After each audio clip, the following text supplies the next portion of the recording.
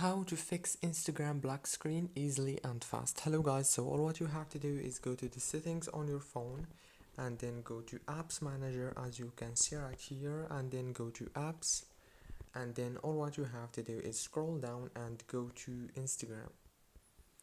After you find Instagram, click on it like this and it will take you directly to this page. Now all what you have to do here is so simple. Just go to the power usage details and make sure to enable this option of power consumption alert, and then click on storage and click on clear data and clear cache.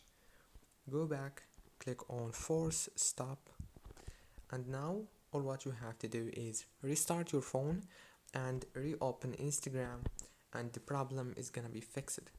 So please, if this video was helpful for you, don't forget to like, subscribe, and thank you so much for watching this video until the very end.